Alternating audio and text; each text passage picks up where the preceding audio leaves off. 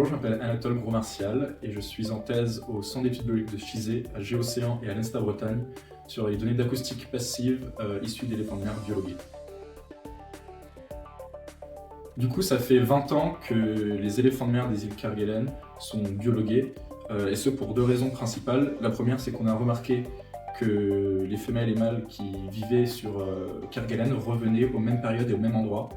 Donc ils partent en mer et ils vont revenir en septembre-octobre pour la reproduction et en janvier-février pour la mue, et ce sur les mêmes plages. Donc ça permet de déposer des balises et de venir les récupérer 2 mois plus tard. Et ensuite, on s'est aussi aperçu que les éléphants de mer étaient des animaux qui plongeaient continuellement. Ça nous permet d'échantillonner la colonne d'eau de façon continue. Et moi, je traite ces données dans le cadre de ma thèse qui a été financée par le CNES, avec comme objectif notamment d'estimer le bruit de vent de surface. Donc les éléphants de mer, ils vont faire ce qu'on appelle des dérives passives où ils dorment. Et quand ils dorment, il y aura du coup plus ou voire très peu de bruit d'écoulement sur la balise, et ça va nous permettre d'étudier les basses fréquences qui sont d'habitude totalement saturées par ce bruit d'écoulement.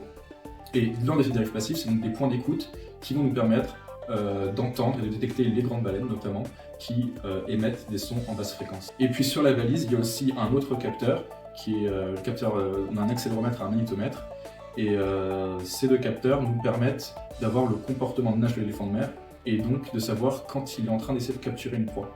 Un résultat intéressant de ma thèse, c'est de montrer que ces tentatives de capture de proie et nos annotations de grandes baleines sont corrélées dans le temps et dans l'espace, ce qui signifie qu'il y a des zones de chasse favorables aux différentes espèces, que ce soit éléphants de mer et grandes baleines.